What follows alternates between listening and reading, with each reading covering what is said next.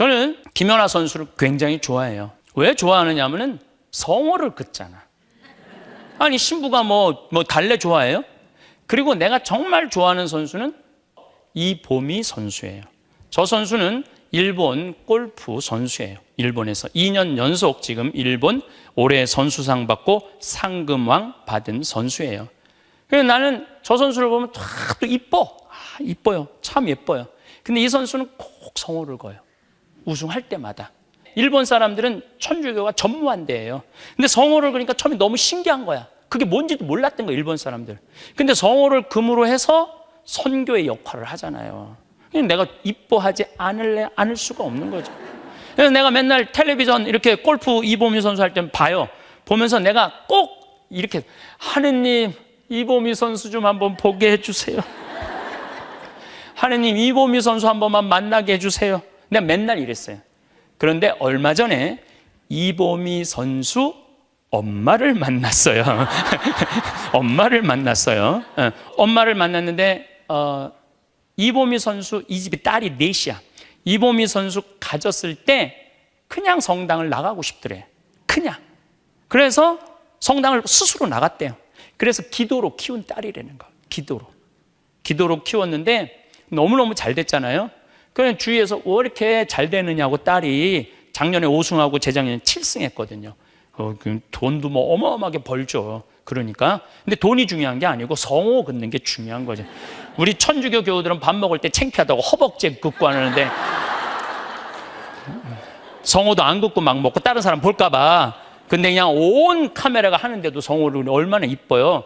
근데 주위에서 같은 천주교 딸이 운동선수고 천주교 엄마가 당신 딸은 왜 이렇게 잘 되느냐고 그랬더니 이보미 엄마가 그랬대요.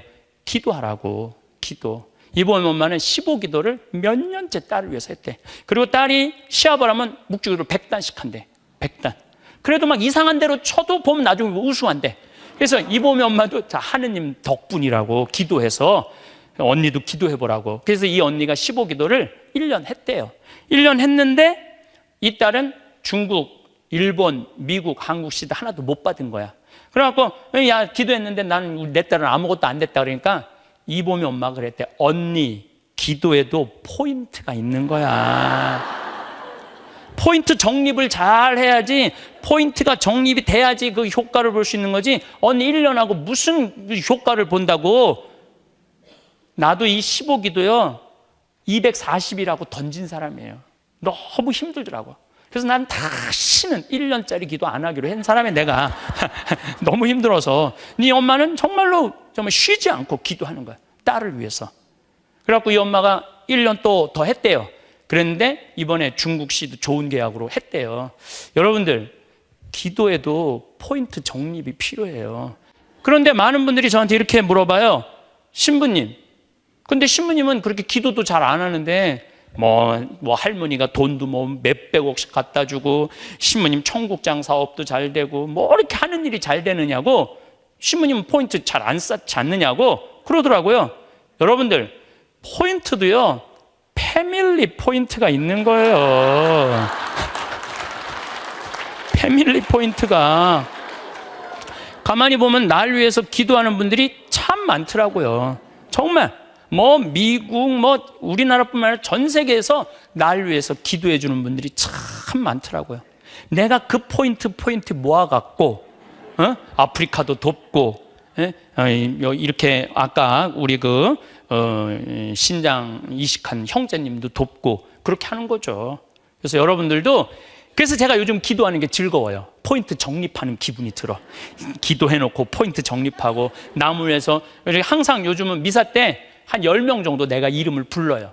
내 주위에 있는 분들 미사 그것도 다 포인트 아니야. 그분 포인트 나눠주는 거고. 너무 신나더라고. 그래서 여러분들 기도에도 포인트가 있는 거예요. 제가 이스라엘 성지 순례를 5번을 갔었는데 갈 때마다 새로운 하느님, 새로운 예수님을 만나게 됐어요. 저는 성서 전공한 신부도 아닌데 내가 5번 성지순례를 하면서 우리 교우들한테 내가 만난 예수님을 함께 나눴으면 좋겠다 이런 생각을 해서 여러 가지로 준비를 좀 해서 여러분들하고 함께 성서 공부를 시작할 겁니다. 저는 제 강의 때 어려울 게 하나도 없어요. 왜냐하면 히브리어, 히라버, 라틴어 한마디도 안 할 거예요. 왜냐하면 내가 몰라. 공부한 지 30년이 넘어서 다 까먹었어. 예. 자, 이제 성지순례를 통해서 이제 예수님을 우리가 이렇게 만나는데, 사람을 제대로 알으려면은 그 사람이 산 동네 가보면은 그 사람을 이해를 해요. 이 사람이 산에서 자란 사람인지, 바다에서 자란 사람인지, 아니면 들판에서 자란 사람인지, 아니면 서울에서 산 사람인지, 시골에서 산 사람인지.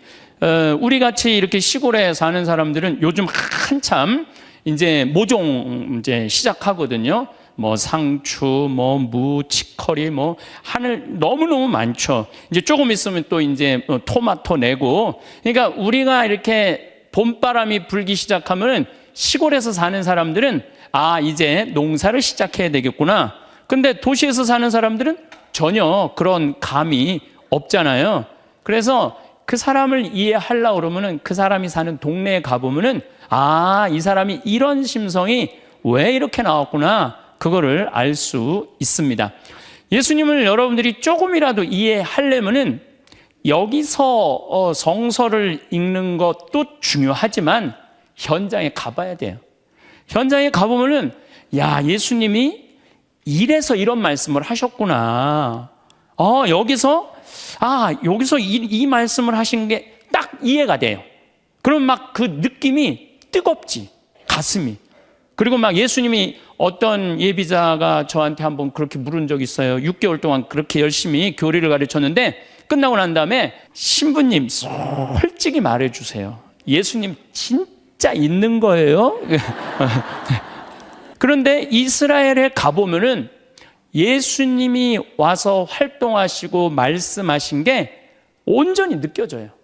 그리고 살아계신 예수님을 만날 수가 있는 거죠. 그래서 제가 이스라엘 성지순례 간 거를 바탕으로 해서 여러분들하고 이야기를 나눌 겁니다.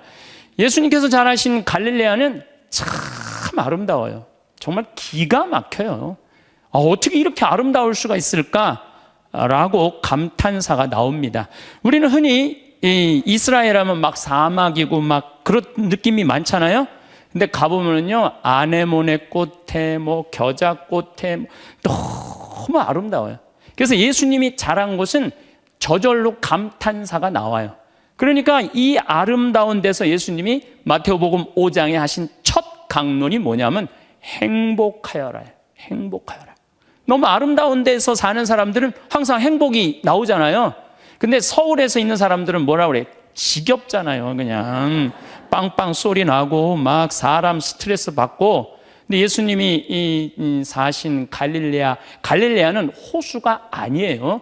호수 이름도 갈릴레아 호수지만은 그 지역 전체를 갈릴레아라고 그래요. 북쪽, 예수님이 사신 북쪽을 전체를 갈릴레아라고 그럽니다. 또 반대로 예수님께서 죽음을 맞이하신 예루살렘은 긴장감이 감돌아요. 지금만 긴장감이 감도는 것이 아니라 2000년 전에도 긴장감이 감돈 동네예요. 왜냐하면 이 예루살렘은 수도 없는 나라들이 짓밟고 지나갔어. 이집트, 바빌론, 페르시아, 그 다음에 알렉산더까지 예루살렘을 짓밟고 지나갔어요. 그러니까 항상 긴장감이 감도는 도시가 예루살렘이에요. 성지 순례는 시간과 거리를 단축시켜 줍니다. 무슨 얘기냐면 제가 처음에 갔을 때 2000년 전 예수님을 만났어요. 그런데 한 두 번째 가보니까 1000년 전 예수님을 만나게 되더라고요. 한 세 번째 가니까 100년 전 예수님을 만나요. 네 번째 가니까 예수님이 내 앞에서 말씀을 하시는 거야. 그러니까 2000년이라는 시간을 줄여주더라고요. 성지 순례를 가보니까. 그래서 여기서 이 이스라엘은 너무너무 멀잖아요. 근데 내가 힘들게 거리도 가고 시간도 당겨주고 살아있는 예수님을 만나니까 심장이 벌렁벌렁하고 막 터질 것 같은 그런 체험을 했죠. 이 작년에 이제 2월 16일부터 26일까지 200명의 교우들하고 성지순례를 갔어요. 비행기 한 대를 다 빌려갖고 대한민국 전체에서 오신 거죠. 자, 신부님 먹고 살기도 힘든데 성지순례 팔자 좋은 소리 합니다. 이거 한 번 가는데 돈이 얼마가 드느냐면 한 500만 원 정도 들거든요. 굉장히 많은 돈이 들어요. 그런데 가만히 그분들하고 얘기를 해보니까 성지순례 가기 위해서 2년, 3년 개 모임 해갖고 온 분들 많더라고요. 그러니까 한 달에 20만 원만 하면은 3년 모으면은 얼마예요? 한 600만 원 되잖아요. 신부님, 그 개 모을 돈이 어디 있어요? 애 학원만 안 보내면 돼요. 애 학원만 안 보내면 돼요. 지금 대한민국이 지금 여러분들 저 정치인들이 저러는 게 왜 그런 줄 아세요? 자기 자신이 누군지 모르고 정치인이 된 거예요. 그래갖고 전부 다 나와갖고 모른다고 그러잖아. 뭘 몰라. 이게 공부만 가르쳐서 그래요. 공부만. 그리고 학교 선생님들도 애들한테, 여러분들도 마찬가지예요. 애들 공부 가르친다는 생각을 머릿속에서 빼야 돼요. 학교에서 뭘 가르쳐야 된다는 생각을 하냐면 행복을 가르쳐야 된다고 생각을 해요. 그래서 애들이 와갖고 학교에서 행복해야 돼. 행복하지 않으면 교육을 잘못하고 있는 거야. 여러분들 애들 학원만 안 보내고 그러면 집에서 애들 행복하고 여러분들 여행 다니고 행복하고 대한민국 다 행복할 수 있어. 성지순례도 갈 수 있고. 그러니까 팔자 좋은 소리가 아니에요. 어떤 분은 성지순례 오려고 복숭아 참외 떼어다가 팔았대. 장에 나가갖고. 정말로 장에 나가갖고 팔았대요. 그렇게 1년을 팔아갖고 성지순례를 왔다고 그러시더라고요. 또 평생 한번 고생한 자신에게 선물로 오신 분들 참 많더라고요. 그 이제 성지 순례 끝나고 난 다음에 전부 다 이 감상문을 쓰라고 그랬는데 어떤 분은 이런 분이 계시더라고요. 평생 고생했대요. 정말로 60평생 고생을 했는데 이 성지 순례 한 번 온 걸로 다 보상받았대. 너무너무 행복하다는 거예요. 이렇게 행복할 수가 없다는 거예요. 여러분들 평생 한 달에 밥하고 빨래하고 청소하고 애 낳고 애 키우면은 한 달 가사 노동비가 250만 원이래요. 그럼 지금 한 60대신 분들 한 30년 밥하고 빨래하고 청소했으면은 9억을 청구할 수 있단 말이야, 지금. 그 9억 원어치 일을 하고 성지순례 한 번을 안 가고 이게 죽는다는 게 너무 억울하지 않아요? 그러니까 여러분들 가세요. 질러 그냥 가봐. 그리고 신앙생활 하면서 정말로 거룩한 땅이라고 그러잖아요. 예수님이 거느린 거룩한 땅을 걸어보는 거하고 안 걸어보는 거하고는 또 달라요. 성지순례는 버스 타고 다니는 방법이 있고 걸어 다니는 방법이 있어요. 근데 저는 걸어 다녀요. 이게 걸으면서 만나는 예수님은요, 버스 타고 다니는 예수님하고 완전히 달라요. 그래서 이 성지순례 이렇게 이제 호텔에서 다른 팀들하고 다 만나잖아요. 그러면은 우리는 오늘 10시간 걸었습니다. 그러면은 나도 저 성지순례를 할 걸, 그러는 분들이 참 많아요.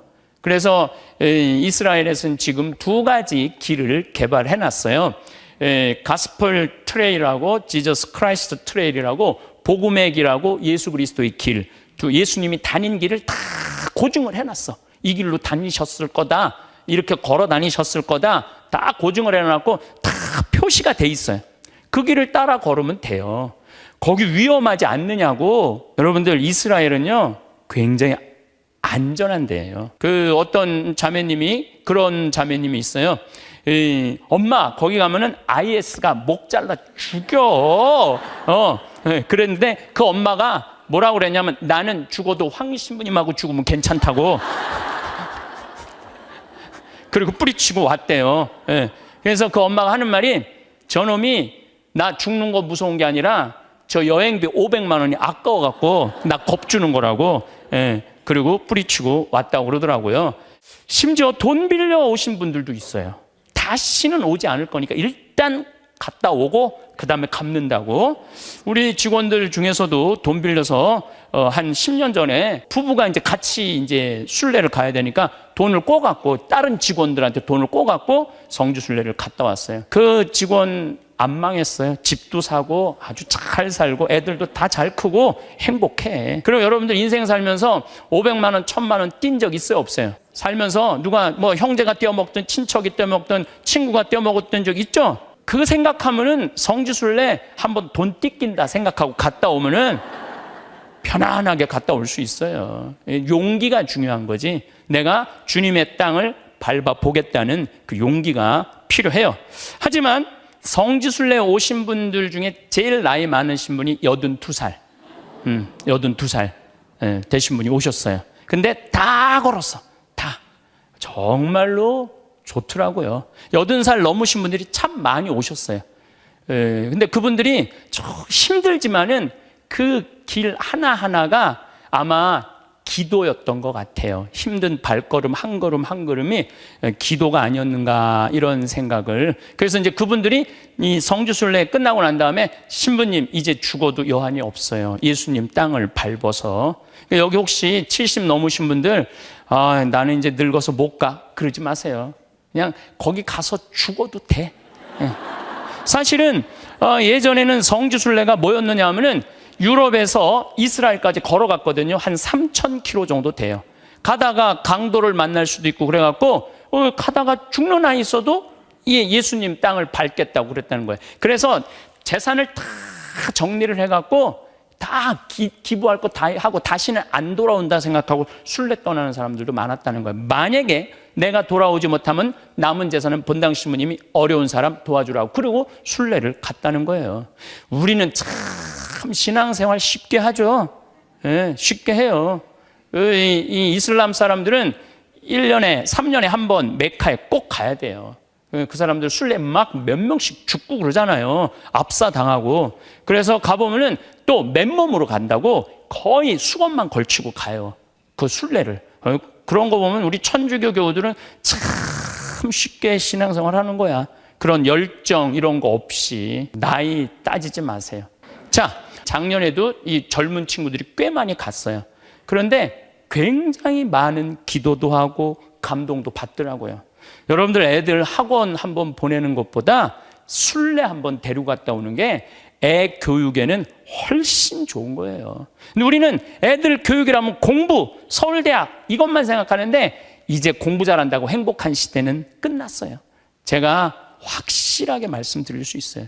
공부 잘한다고 행복한 시대는 끝났어요. 누가 행복하냐면 행복한 사람이 행복해요.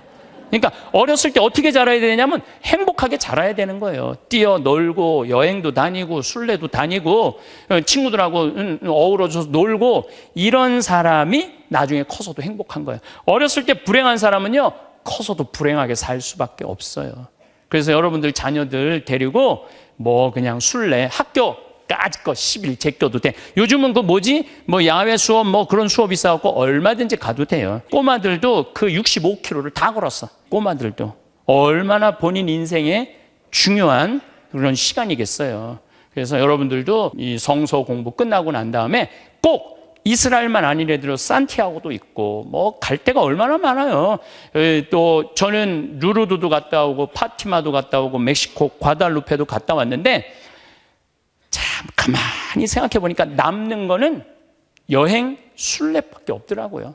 그게 내 영혼에 얼마나 많은 도움을 주는지 몰라요. 아니 이 세상 살아갖고 다 두고 갈 건데 여러분들 다 두고 갈 거 아니에요?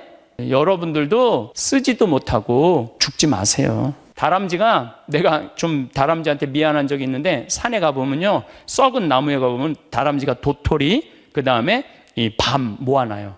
근데 한 말씩 모아놔요. 다람쥐들이 그거 한 2말 내가 훔쳐온 적이 있거든요.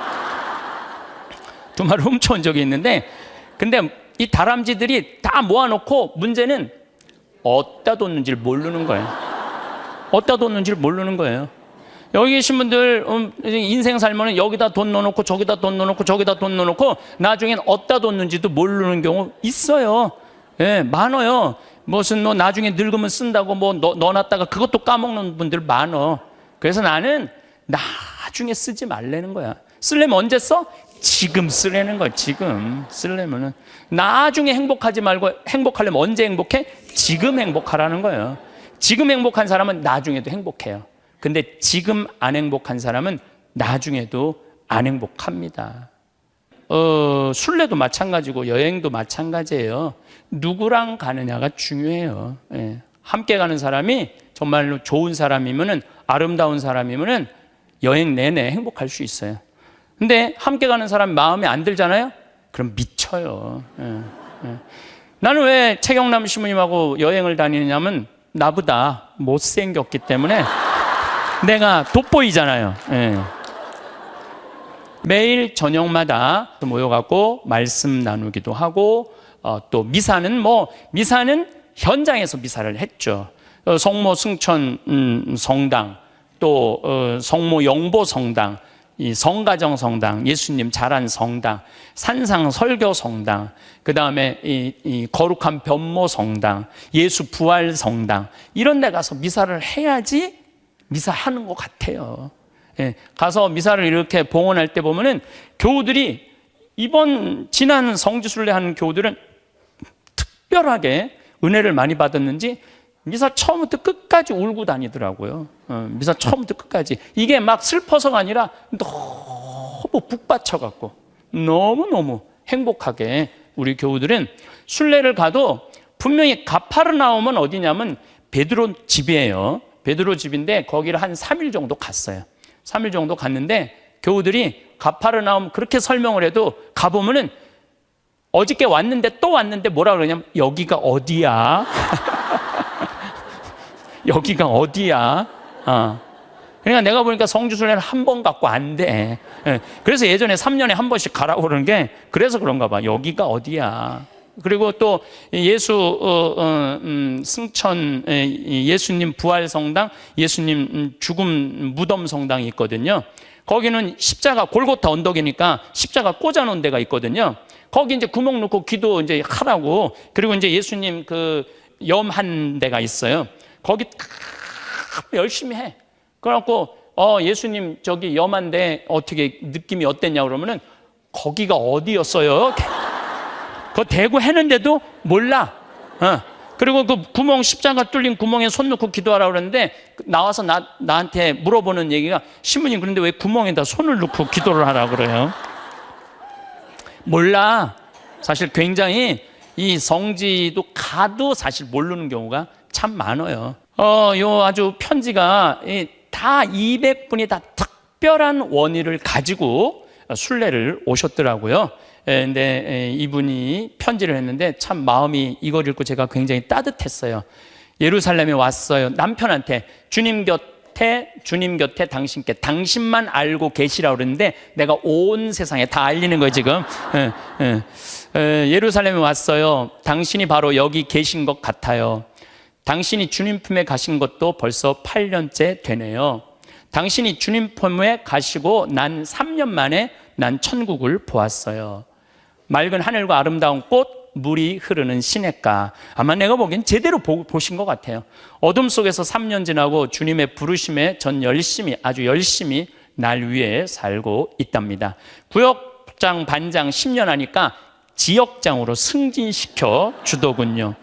꾸르실료 교육 갔다가 오니 레지오, 서기, 꾸리아, 회계 너무 신나요.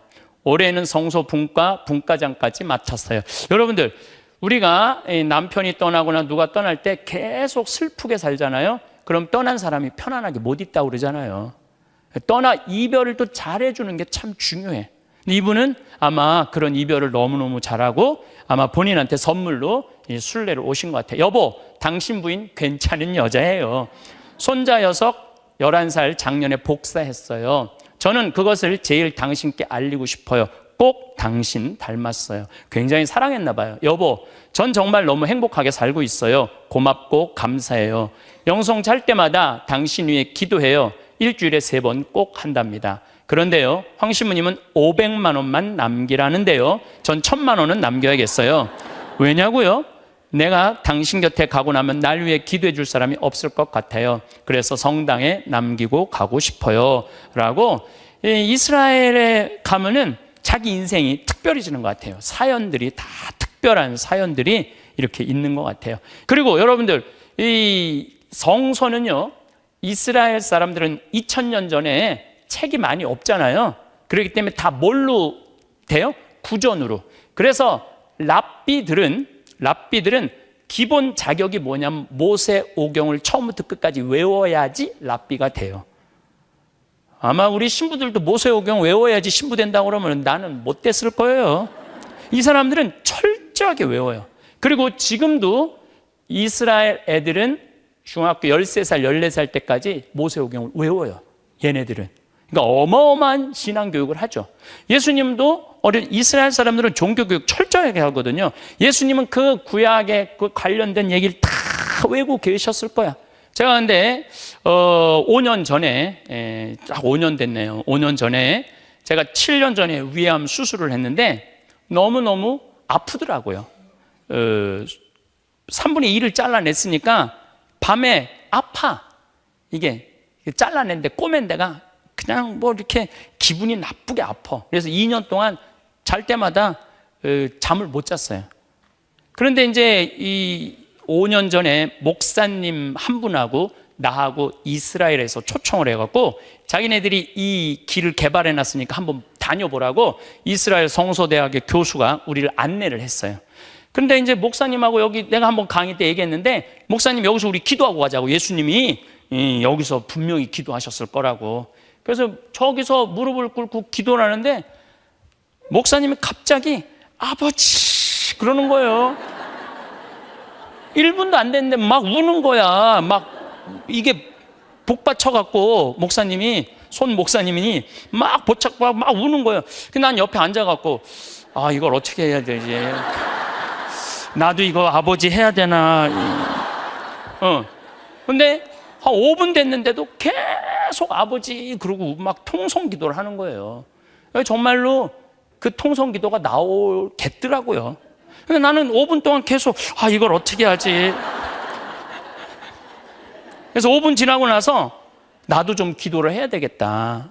그래서 나도 이제 뭐 수술 이렇게 시켜주셔서 감사하고 정말 너무너무 예수님 고맙다고 이런저런 기도를 하는데 정말로 이 머리 끝에서 불덩어리가 떨어지는 거예요. 불덩어리가 떨어지는데 이 온 몸에 이 불이 확 떨어지더라고요. 근데 그날 저녁부터 내가 배가 안 아픈 거예요. 그날 저녁부터 너무너무 신기하죠?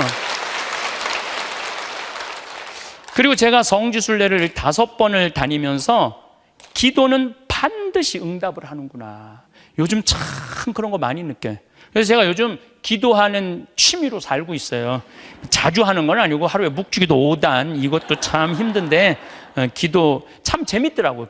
남을 위해 기도해 줄 수 있는 거 참 좋고 내가 하나님한테 청할 수 있다는 게 너무너무 좋더라고요. 그날 이후로 내가 그날 밤에도 계속 걸었어요. 걸었는데도 계속 잠을 못 잤죠. 근데 그날 저녁에 아침에 딱 일어났는데 내가 어떻게 안 아프고 잠을 너무너무 깨끗하게 잔 거예요. 그래서 처음엔 몰랐어요. 근데 이 동굴에서 불덩이 같이 떨어진 그게 생각이 나더라고요. 근데 이게 또 다음날 또 아플 수 있잖아. 그런데 그날 이후로는 한 번도 안 아프더라고요. 너무너무 하나님께서 응답을 해주셔갖고 감사하죠. 오늘도 어떤 메시지를 받았는데 아주 그것도 오래전에 성주순례를 갔는데 어떤 젊은 세댁인데 결혼했는데 애가 없는 거예요. 7년인가 8년째. 그런데 엘리사벳 방문 성당에 가갖고 성모님 배도 이렇게 나오고 엘리사벳 배도 이렇게 나온 동상이 있어요. 그래서 여기 배 붙잡고 우리 기도하자고, 진짜로 배 붙잡고 기도하자고 그랬는데 정말로 아이가 안 생기는 그런 경우였는데 성주순례 갔다 오고 애가 생긴 거야. 그리고 걔가 이번에 초등학교 들어간다는 거야. 이번에 너무 신기하죠. 그런데 이게 거룩한 땅에 가면 특별한 은혜가 있어요. 거룩한 땅에. 그래서 많은 분들이 각자의 소원을 가지고 성지를 떠나는 것 같아요. 그리고 또 뭐 기도 부탁도 받아갖고 떠나고, 저는 원하지 않았던 거예요. 나는 그냥 하느님 감사합니다. 근데 불이 떨어져. 그러니까 내가 보기에는 그 손 목사님한테 쏟았는데 내가 너무 가까이 붙어 있었던 거지. 저렇게 했거든. 목사님하고 나하고 딱 이렇게 기도한 거거든요. 우리 우종민 신부님이고 이렇게 딱 둘이 했는데 목사님 아버지하고 난 여기 있었는데 쏟았는데 빗나간 거지. 내가 맞은 거지. 내가 맞은 거야. 예, 예. 그래서 살아계신 하느님, 현존하시는 하느님을 그런 특별한 은혜를 통해서 또 느낄 수 있었죠. 제가 이 성서 강의를 준비하면서 고민을 참 많이 했어요. 왜냐하면 나는 뭐 사실 성서 전공한 신부도 아니고 또 뭐 성령 어떤 은사를 막 치유 은사를 받은 신부도 아니에요. 그래서 나는 성령 그 기도에 가면은 안수기도를 안 해줘요. 많은 분들이 저한테 안수기도 해달라고 그러는데 정말로 내가 이제 신부 된 지 25년 되는데 25년 동안 안수기도 했는데 쓰러진 사람이 한 명도 없어요. 한 명도. 근데 나는 정말로 안수해달라고 이렇게 머리에 손을 얹으면은 내가 느껴. 내 손에서 아무것도 안 나오는 게 느껴져. 아무것도 안 나오는데 누르고 있는 나도 한심하고, 아무것도 안 나오는데 머리 디미는 교우들도 불쌍하고. 그래서 저는 안수기도 안 해줘요. 진짜로. 근데 나는 치유의 은사가 없어요. 치유의 은사가. 근데 이 성서 공부를 쭉 하다 보니까 예수님이 참 치유를 많이 하셨더라고. 근데 나도 성서를 가르치면서 뭔가 좀 치유를 하고 싶은데, 그리고 또 이게 고쳐질지 안 고쳐질지 잘 알지도 못하고 뭐 이게 누르는 것도 좀 그렇더라고요. 근데 하느님이 그러시더라고요. 꼭 네 손으로 고쳐야 되느냐? 의사손으로 고치면 되지. 그 생각을 딱 하니까 그렇지, 의사손으로 고치면 되지. 그래서 내가 사회복지 뭐 서울도 연락 다 했어요.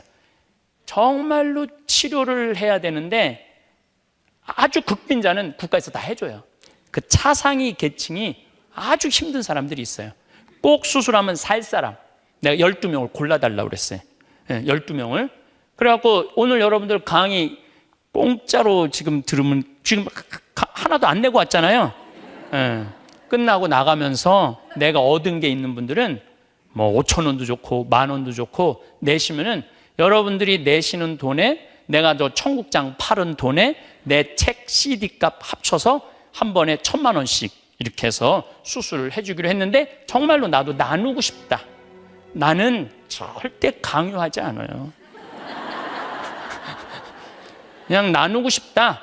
그런 분들은 조금씩 나눔으로 해서 내가 꼭 이렇게 안수해갖고 이게 날지 안 날지도 잘 모르는 그 안수보다는 정말로 의사가 확실하게 고쳐주도록 내가 도와주는 것도. 그래서 아주 다음 강의 때도 내가 또 한 분 소개할 텐데 아주 드라마틱한 분들이 많더라고요. 그리고 여러분들이 얼마나 행복한 분들인지 아마 많이 깨달으실 거예요. 여러분은 왜 그토록 여행을 꿈꾸시나요? 단순히 새로운 풍경을 보는 것을 뭐뭐 여행이 우리에게 주는 더 깊은 의미는 무엇일까요? 아마도 많은 분들이 일상의 틀을 벗어나 자신을 돌아보고 싶은 마음 때문일 것입니다. 수많은 여행 중에서도 특별한 의미를 갖는 여정이 있습니다. 그것은 바로 일상을 벗어나 자신을 깊이 돌아보기 위해 떠나는 순례와 같은 여행입니다. 이러한 여정은 단순한 관광이나 휴식과는 다른 차원의 경험을 선사합니다. 마음을 정화하고 영혼을 살찌우는 특별한 시간이 되기 때문입니다. 이런 특별한 여정을 통해 우리는 세 가지 소중한 교훈을 얻을 수 있습니다. 첫째는 온몸으로 부딪히는 체험의 가치입니다. 둘째는 내면의 성찰이 가져오는 나눔의 미덕입니다. 셋째는 자기 자신을 발견하는 기쁨입니다. 이 세 가지 교훈은 우리의 삶을 더욱 풍요롭고 의미 있게 만들어주는 소중한 선물이 됩니다. 우리는 살아가면서 많은 것들을 머리로 알고 있다고 생각합니다. 텔레비전이나 인터넷을 통해 세상의 많은 정보를 접하죠. 하지만 직접 그 땅을 밟고 그곳의 공기를 마시며 얻는 깨달음은 전혀 다른 차원의 경험입니다. 순례길을 걸어본 분들은 아실 것입니다. 처음 며칠은 발이 아프고 어깨가 무겁습니다. 예상하지 못한 비를 맞기도 하고 길을 잘못 들어 헤매기도 합니다.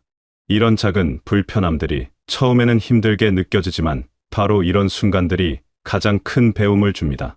한 걸음, 한 걸음 내디디며 느끼는 땅의 감촉과 바람의 온도는 그 어떤 설명으로도 전할 수 없는 생생함을 전해줍니다. 길 위에서 마주치는 작은 꽃 한 송이도 이전에는 보지 못했던 아름다움으로 다가옵니다. 이것이 바로 체험이 주는 힘입니다. 이러한 직접적인 경험은 우리의 마음을 열어줍니다. 평소에 당연하게 여겼던 것들에 대해 새로운 시각을 갖게 됩니다. 집에 있을 때는 보지 못했던 하늘의 넓음을 실감하게 되고 자연의 소리에 귀를 기울이게 됩니다. 무엇보다 중요한 것은 이런 체험을 통해 우리가 살아있음을 온몸으로 느끼게 된다는 점입니다. 평소 무감각해졌던 감각들이 다시 살아나고 세상을 보는 눈이 맑아집니다. 이는 단순히 여행에서만 적용되는 이야기가 아닙니다. 삶의 모든 영역에서 직접 경험하고 부딪히는 것의 중요성을 깨닫게 됩니다. 남의 이야기로만 듣던 것을 직접 해보았을 때의 놀라움, 새로운 일에 도전했을 때의 성취감, 이 모든 것이 체험의 선물입니다. 우리는 종종 안전한 곳에 머물러 있기를 좋아합니다. 익숙한 것들로 둘러싸인 편안한 공간에서 벗어나기를 두려워하기도 합니다. 하지만 진정한 배움은 그 경계선을 넘어설 때 시작됩니다. 낯선 환경에서 마주하는 예상치 못한 상황들이 우리를 더욱 단단하게 만들어줍니다. 물론 모든 체험이 즐겁지만은 않습니다. 때로는 힘들고 고통스러운 순간들도 있습니다. 하지만 이런 경험들조차도 우리에게는 소중한 자산이 됩니다. 어려움을 이겨내는 과정에서 자신도 몰랐던 내면의 힘을 발견하게 되기 때문입니다. 깊은 사색과 성찰의 시간을 보내다 보면 마음의 변화가 일어납니다. 평소 복잡하고 어지러웠던 생각들이 차츰 정리되고 내면의 고요함이 찾아옵니다. 이런 평화로운 상태에서는 자연스럽게 주변 사람들에 대한 이해심이 깊어집니다. 순례길에서 만나는 작은 친절들은 특별한 감동을 줍니다. 지친 발걸음의 여행자에게 시원한 물 한 잔을 건네는 마음, 길을 잃은 이에게 방향을 알려주는 따뜻함, 이런 작은 배려들이 마음 깊숙한 곳을 울립니다. 이런 경험을 하고 나면 자신도 누군가에게 그런 따뜻함을 전하고 싶어집니다. 받은 사랑을 다른 이에게 흘려보내고 싶은 마음이 자연스럽게 생겨납니다. 이것이 바로 나눔의 시작입니다. 진정한 나눔은 억지로 하는 것이 아닙니다. 마음이 충만할 때 저절로 우러나오는 것입니다. 내면이 메마르고 공허할 때는 남을 도울 여유가 없습니다. 하지만 마음이 평화롭고 감사함으로 가득할 때는 작은 것이라도 기꺼이 나누고 싶어집니다. 이런 마음의 변화는 일상으로 돌아와서도 계속됩니다. 평소에는 눈에 띄지 않았던 주변 사람들의 어려움이 보이기 시작합니다. 가족들의 수고로움에 더 깊이 감사하게 되고 이웃들의 작은 친절에도 마음이 따뜻해집니다. 나눔은 꼭 큰 것일 필요가 없습니다. 진심 어린 인사 한마디, 따뜻한 미소 하나도 충분히 큰 선물이 될 수 있습니다. 중요한 것은 그 마음이 진실하고 자발적이라는 점입니다. 때로는 물질적인 나눔보다 마음의 나눔이 더 큰 힘을 발휘하기도 합니다. 누군가의 이야기를 진심으로 들어주는 것, 어려움에 처한 이를 격려하는 것, 이런 것들이 때로는 더 값진 선물이 됩니다. 나눔을 통해 우리는 또 다른 기쁨을 경험하게 됩니다. 주는 것이 받는 것보다 더 큰 행복을 준다는 진리를 몸소 체험하게 됩니다. 이는 단순한 도덕적 교훈이 아니라 삶의 실제적인 지혜입니다. 더 나아가 나눔의 경험은 우리의 관점을 바꿔줍니다. 자신만을 위한 삶에서 벗어나 더 큰 의미를 찾게 됩니다. 내가 이 세상에 존재하는 이유가 단순히 나 자신만을 위한 것이 아니라 다른 이들과 함께 만들어가는 아름다운 공동체의 일부임을 깨닫게 됩니다. 이런 깨달음은 삶에 새로운 활력을 불어넣어 줍니다. 매일매일이 의미 있는 하루가 되고 작은 일상들도 특별한 가치를 갖게 됩니다. 나눔이라는 선물을 통해 우리는 더 풍요로운 삶을 살게 되는 것입니다. 물리적인 이동은 종종 내면을 깊이 들여다보는 소중한 계기가 됩니다. 평소 익숙한 환경과 관계들로부터 잠시 벗어나 온전히 혼자가 되었을 때 비로소 자신의 진짜 목소리를 들을 수 있습니다. 일상 속에서는 수많은 역할과 책임들로 인해 정작 자신이 누구인지 진지하게 생각할 시간이 부족합니다. 하지만 고요한 길 위에서는 이런 외적인 것들이 잠시 멈추고 순수한 자아와 마주할 기회를 갖게 됩니다. 이런 만남은 때로는 놀라운 발견으로 이어집니다. 자신도 몰랐던 내면의 힘을 발견하기도 하고 숨겨져 있던 재능이나 관심사를 찾아내기도 합니다. 또한 평소 자신을 괴롭혔던 걱정이나 두려움들이 생각보다 크지 않다는 것을 깨닫기도 합니다. 성찰의 시간은 과거를 정리하는 시간이기도 합니다. 지나온 일들을 차분히 돌아보며 후회스러운 일들에 대해서는 용서를 구하고 감사한 일들에 대해서는 마음 깊이 고마움을 느낍니다. 이런 과정을 통해 마음의 짐이 가벼워지고 앞으로 나아갈 용기가 생겨납니다. 무엇보다 중요한 것은 지금 이 순간에 집중하는 법을 배우게 된다는 점입니다. 과거의 아픔이나 미래의 불안에서 벗어나 현재의 소중함을 온전히 느끼게 됩니다. 발밑의 길, 머리 위의 하늘, 주변의 자연, 이 모든 것이 지금 이 순간의 선물임을 깨닫습니다. 이런 깨달음은 삶에 대한 태도를 근본적으로 바꿔줍니다. 평소 당연하게 여겼던 것들에 대해 새로운 감사함을 느끼게 되고 작은 행복들을 놓치지 않고 소중히 여기게 됩니다. 내면과의 만남은 때로는 어려운 질문들과 마주하게 만들기도 합니다. 내가 정말 원하는 삶은 무엇인가? 어떤 가치를 가지고 살아갈 것인가? 남은 시간을 어떻게 의미 있게 보낼 것인가? 이런 근본적인 질문들이 마음속에서 울려 퍼집니다. 하지만 이런 질문들은 두려워할 것이 아닙니다. 오히려 더 진실한 삶을 살아갈 수 있는 기회를 주는 소중한 선물입니다. 이런 성찰을 통해 우리는 더 명확한 방향성을 갖게 되고 흔들리지 않는 내적 기준을 세울 수 있습니다. 자기 자신과의 만남은 또한 다른 사람들을 이해하는 폭을 넓혀줍니다. 내 마음의 깊이를 알게 될수록 다른 이들의 마음도 더 깊이 헤아릴 수 있게 됩니다. 이는 더 따뜻하고 의미 있는 인간관계를 만들어가는 바탕이 됩니다. 무엇보다 이런 내면의 여행을 통해 우리는 자신의 존재 자체가 소중하고 의미 있다는 것을 깨닫게 됩니다. 완벽하지 않아도 괜찮고 부족한 점이 있어도 괜찮습니다. 있는 그대로의 자신을 받아들이고 사랑하는 법을 배우게 됩니다. 지금까지 성찰적 여행이 주는 3가지 소중한 교훈을 살펴보았습니다. 온몸으로 부딪히는 체험의 가치, 내면의 성찰이 가져오는 나눔의 미덕, 그리고 자기 자신을 발견하는 기쁨. 이 3가지는 모두 우리의 삶을 더욱 풍요롭게 만들어주는 소중한 선물입니다. 하지만 진정한 여행의 의미는 떠나는 것만큼이나 어떻게 돌아와 일상을 살아갈 것인가에 달려 있습니다. 아무리 좋은 경험을 했더라도 그것이 일상에 스며들지 않으면 한때의 추억으로만 남을 뿐입니다. 여행에서 얻은 깨달음을 삶 속에서 실천할 때 비로소 그 여정은 진정한 의미를 갖게 됩니다. 체험의 소중함을 알았다면 일상에서도 새로운 것에 도전하는 용기를 가져야 합니다. 나눔의 기쁨을 경험했다면 주변 사람들에게 따뜻함을 전하는 삶을 살아야 합니다. 자기 자신의 소중함을 깨달았다면 매일매일 자신과 타인을 존중하며 살아가야 합니다. 이런 실천은 거창한 것일 필요가 없습니다. 작은 일상 속에서 조금씩 변화하는 것으로 충분합니다. 평소보다 조금 더 주의 깊게 세상을 바라보고 조금 더 따뜻하게 사람들을 대하고 조금 더 진실하게 자신과 마주하는 것. 이런 작은 변화들이 모여 우리의 삶을 근본적으로 바꿔놓습니다. 또한 여행의 경험은 새로운 여정에 대한 갈망으로 이어지기도 합니다. 한 번의 깨달음으로 모든 것이 완성되는 것은 아닙니다. 삶 자체가 하나의 긴 여정이고 그 안에서 우리는 계속해서 성장하고 변화해 나갑니다. 때로는 일상 속에서도 의미 있는 여행을 떠날 수 있습니다. 새로운 동네를 걸어보기, 평소 가지 않던 길로 산책하기, 혼자만의 조용한 시간 갖기, 이런 작은 변화들도 충분히 의미 있는 여정이 될 수 있습니다. 중요한 것은 항상 열린 마음을 갖는 것입니다.